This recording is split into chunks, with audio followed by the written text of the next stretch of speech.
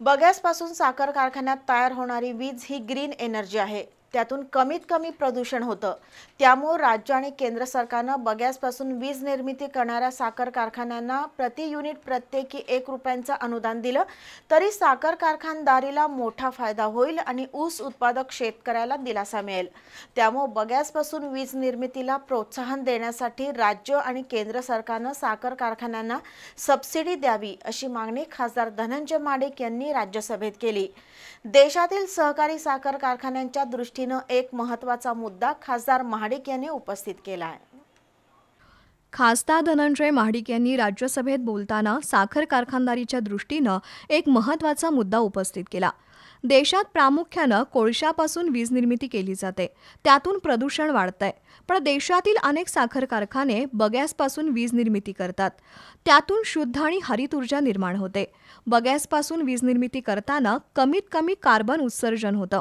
त्यामुळे महाराष्ट्रातील ज्या साखर कारखान्यातून बगॅसपासून वीज निर्मिती होते ती वीज शासन खरेदी करतं, मात्र त्याचा दर अत्यंत कमी असल्याचं खासदार महाडिक यांनी नमूद केलं।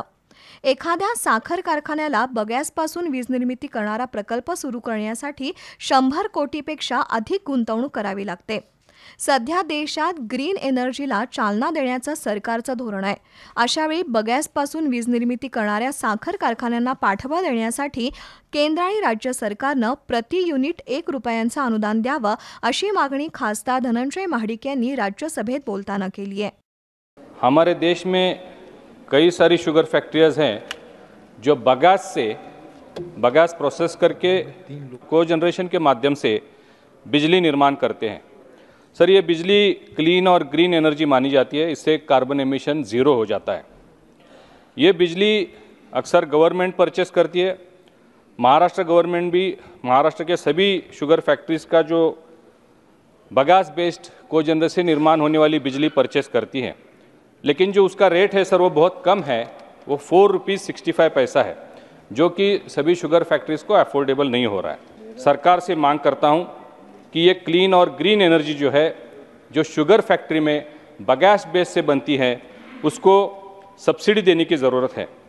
हमारे देश के सभी ऑर्गेनाइजेशंस हैं, जो इस्मा है, विस्मा है, नेशनल फेडरेशन है, महाराष्ट्र साखर संघ है, इन्होंने केंद्र सरकार से 1 रुपया सब्सिडी पर यूनिट और स्टेट से 1 रुपया सब्सिडी पर यूनिट देने की डिमांड की है। सर, अगर बगैस बेस्ड कोजनरेशन से निर्माण होने वाली बिजली में अगर केंद्र और राज्य सरकार सब्सिडी देती है तो इससे देश के सभी शुगर केन उत्पादक किसानों को लाभ होगा।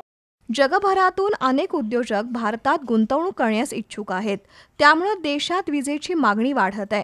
अशा परिस्थितीत साखर कारखान्यात तयार होणाऱ्या बगॅसपासूनच्या वीज निर्मितीला चालना मिळाली तर त्याचा फायदा सहकारी साखर कारखानदारीला आणि पर्यायाने ऊस उत्पादक शेतकऱ्यांना होणार आहे। साखर आणि इथेनॉलच्या माध्यमातून कारखाने उत्पन्न मिळवतात, पण आता राज्य आणि केंद्र सरकारनं बगॅसपासून वीज निर्मितीला प्रोत्साहन म्हणून अनुदान देण्याची आवश्यकता आहे अशी भूमिका खासदार महाडिक यांनी मांडली। त्यामुळे राज्याच्या आणि देशाच्या साखर कारखानदारीचा एक महत्त्वाचा मुद्दा चर्चेत आला आहे।